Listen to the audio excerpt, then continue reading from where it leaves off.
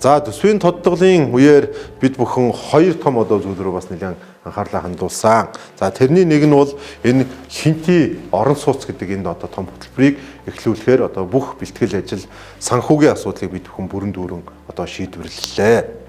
Би энэ хинти орон сууц гэдэг энэ аж ахуйн тооцоотой үйлдвэрийн газрыг бид бүхэн өнгөрсөн 3 сарын 31-ний аймгийн иргэдийн төлөөлөгчдийн хурлын тэргүүлэгчдийн хуралдаанаар шийдвэрлсэн. За энэ одоо ямар зорилготой байгуулагдаж байгаа одоо байгууллага юм бэ гэдгийг би та бүхэнд танилцуулъя. За Хинти аймгийн хүн амыг хямд үнэтэй чанартай орон сууцаар хангах зорилгоор төрийн бодлогыг хэрэгжүүлэх, төрөөс зорилттой төлгийн иргэдийг орон сууцаар хангах хөнгөлтийн бодлогыг одоо хэрэгжиж байгаа. За үндэслэлийн хувьд бол Монгол Улсын засгийн газрын үйл ажиллагааны хөтөлбөрийн 3-7-8, 3-7-9, 3-7-10, 8-2-8 дахь заалтыг одоо хэрэгжүүлнэ.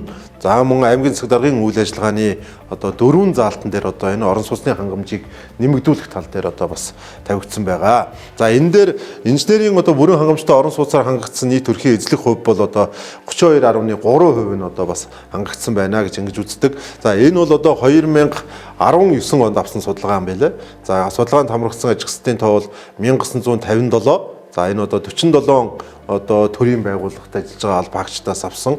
За оролцох орон сууцнд орох хүсэлтэй боловч 30%-ийн урьдчилгаа төлөх боломжгүй байгаа нь одоо 609, урьдчилгаа төлбөр 10% болох юм бол орон сууцнд орох боломжтой 774, 30%-ийн урьдчилгааг төлөх боломжтой орон сууцнд орохоор төлөвлөж байгаа нь 242.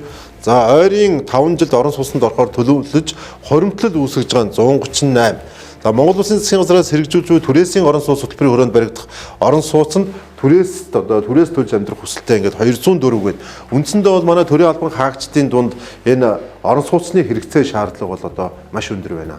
За үүнээс гадна хувийн хөвшилд ажиллаж байгаа, хөдөө аж ахуйн салбарт ажиллаж байгаа олон хүмүүс одоо бас энэ орон сууцнд орох хүсэлтэй байдаг. Тэгэхээр аймгийн хэмжээнд бол орон сууцны одоо хэрэгцээ шаардлага бол их өндөр байна. Тийм учраас энэ одоо орон сууцны хэрэгцээ шаардлагыг бас хангуулах одоо зорилгоор одоо ямар ч байсан орон нутгийн төсвөөсөө энэ одоо мөнгийг тавьж ингэж одоо санхүүжүүлж байгаа гэдгийг хэлье.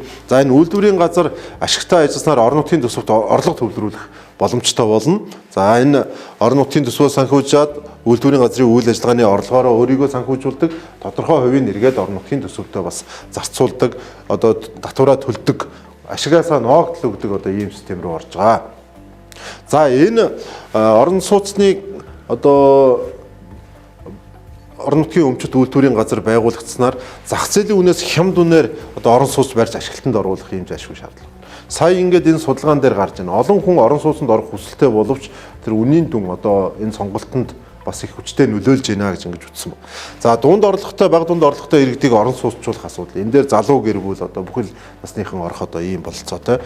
За үйлдвэрийн газрын үйл ажиллагаа тогтмолдож өөрийн хөрөнгөөр одоо орон сууц барьдаг ийм одоо систем рүү орно. За тэгтээ одоо ингээд анхны хөрөнгө оруулалтыг төр хийж байгаа. Энэ хөрөнгө оруулалт одоо нэмэгдүүлэх асуудлыг бол тухайн одоо орон нутгийн өмчт үйлдвэрийн газар маань өөрөө идэвх санаачлагтай ажиллаж энэ хөрөнгөө өшөө өсгөх ийм одоо зөв менежмент одоо баримталж ажиллах зайлшгүй шаардлага байгаа.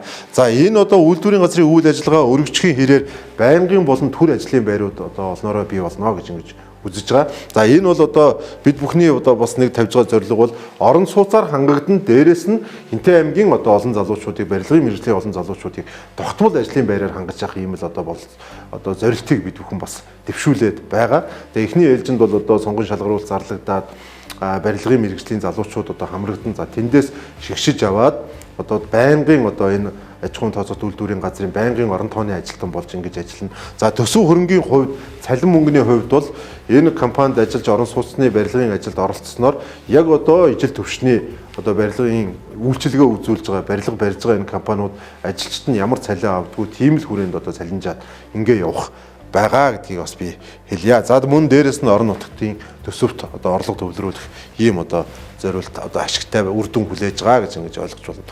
За энэ барилгыг бид хаана барихаар одоо төлөвлөж байгаа вэ гэвэл одоо бид бүхний сайн ярьж занснаар хойд одоо 10 жил буюу одоо нийт хангамжийн баазын хойдолд одоо шинэ өндөр хаан хороолол гэдэг энэ төлөвлөлтийг 2009 онд одоо хийсэн. За энэ төлөвлөлтийн хүрээнд одоо бол энэ талын язгууртан гэдэг энэ байшин баригдсан байгаа. Тэгэхээр бидний төлөвлөж байгаа дараагийн барилга бол энд 2 барилга, энэ хойд талд 3 барилга.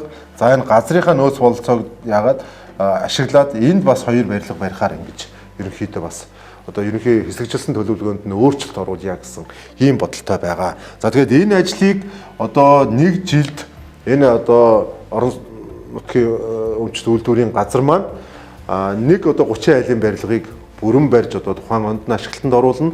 Хажуудаа дараа жил барих барилгын ажлын 30-аас 40% хийж гүйцэтгэнэ гэсэн ийм одоо шахуу төлөвлөгөөтэй бид бүхэн бизнес төлөвлөгөөгөө ерөнхийдөө бас төлөвлөж байгаа. Ингээд жилдээ бол одоо 30 айлын орон сууц 100%, мөн дараагийн 30 айлын орон сууцны 30-аас 40% гүйцэтгэнэ гэдэг. Ингээд 2 жилд бол одоо 3 байшинг одоо барих ийм одоо төлөвлөгөөтэй байгаа. Дээрээс нь энэ одоо компани өөрийнхөө менежментийг зөв хэрэгжүүлэх юм бол бусад хувийн хвшлийн компаниудтай хамтарч үйл ажиллагаагаа өшөө өргөжүүлэх.